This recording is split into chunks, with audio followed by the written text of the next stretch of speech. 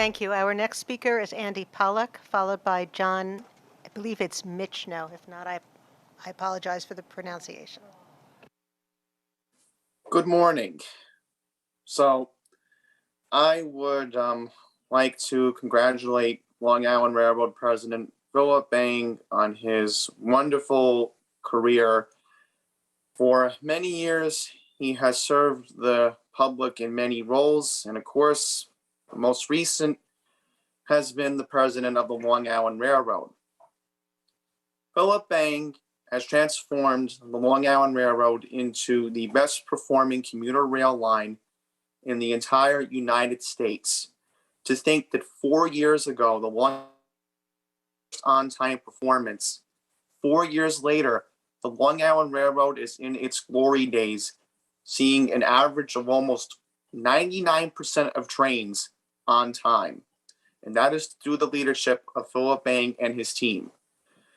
Also, I want to mention back in 2019, Passengers United was gifted a pleasure of riding one of the first M9 trains with the ADA task force.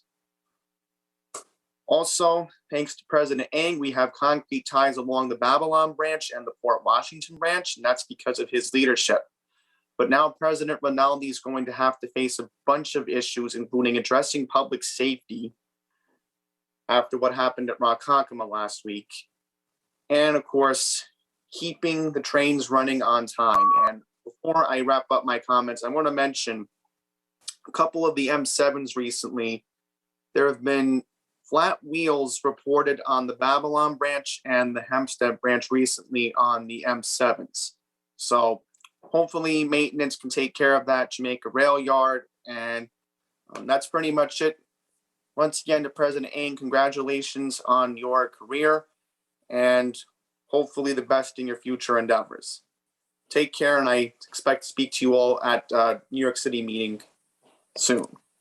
Our next speaker is Andy Pollack, followed by Elizabeth Coachland. Thank you, Lucille.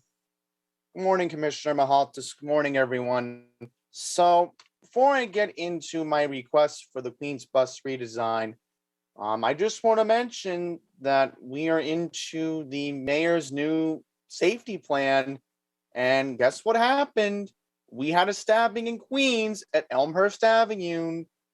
So Charlton, our president and CEO of Passengers United, he's been saying that we're going to have to go back to the drawing board. It's looking like it. And, you know, I am going to give this another few weeks personally to see how this is going to work out. But I'm telling you all right now, we're going to go back to square one. It's going to be a whole nother debate coming up later this spring. So next thing I want to bring up is the Queens bus redesign. It is almost the end of the first quarter. And on the Queens bus redesign website, it claims, oh, we're supposed to have the plan. Well, it's the end of February. We still do not have the second draft of the bus redesign. March is going to come just like that. February is a very short month.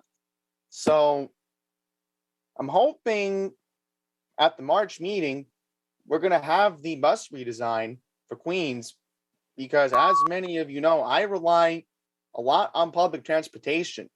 I'm on a limited income. I can't afford car insurance or gas. My only way to get around is by public transportation. So when we do get the plan, I'm going to go into more of the specifics. Well, for now, I'm just requesting that we at least have the second draft sooner rather than later. So that concludes my remarks. I'm going to speak at CPOC later this afternoon, and hopefully I will sign up. Thank you very much. Our last virtual speaker, Andy Pollack. Good afternoon. My name is Andy Pollack. I am a member of Passengers United. So I was supposed to speak last month, but I received a phone call regarding a cousin of mine who passed away. So that was more of an urgent matter. So what was I going to talk about in January originally? Well, now is the right time to finally think about installing the elevator I have been talking about for many years at the 7th Avenue station along the B, D, and E line in Midtown. Anybody remember Elijah Goodson? Anybody remember what happened 2 hours ago with all the mothers who came on the New York City meeting who had baby strollers? I'm speaking for all of them today because this is their moment. This elevator has been long overdue, and now is the time to think about discussing it. I have another issue at Mineola I like to discuss, and that is Willis Avenue. I was actually at New Hyde Park a few months ago, and it's a beautiful underground area. There's actually a safe place for me to walk along New Hyde Park Road. But what happened with Willis Avenue and Mineola? Why isn't there a safe place for pedestrians to cross?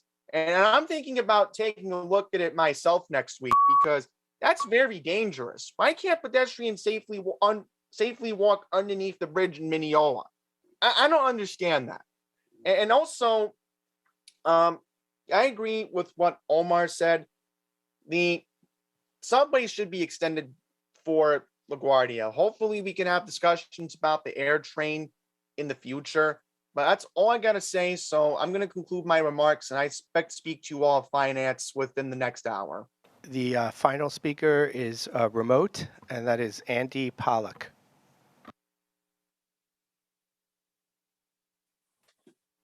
Good afternoon, everyone.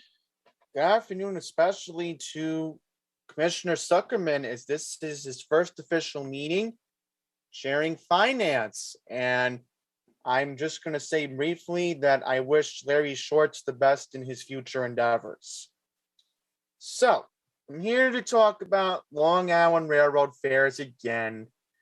So, first point I want to discuss for February is beginning next week, there's going to be some decent progress towards what I like to call the beta stage of the Freedom Ticket program for off-peak trains. We're going to be able to pay $5 just like the Atlantic ticket from Brooklyn to Queens. So I'm hoping that this is going to work out in the long run because I would love to see the Freedom Ticket finally become permanent, because we would like another option from the Bronx or Queens to be able to use Metro North for the Long Island Railroad for a fair price, especially if we're traveling in city terminal. The last thing I need to bring up is what I discussed in January, and that is, of course, the on-peak fares for disabled and seniors. Literally a month ago, I was talking about this. It's February 22nd, and we're a week away from on-peak fares resuming. So I don't know what's going on. New Jersey Transit doesn't even have an on-peak fare. So I'm hoping that this can get corrected within a week, because if not, I'm thinking about taking serious action about this. So with that, thank you all very much, and I hope to speak to you all again during March. Thank you very much.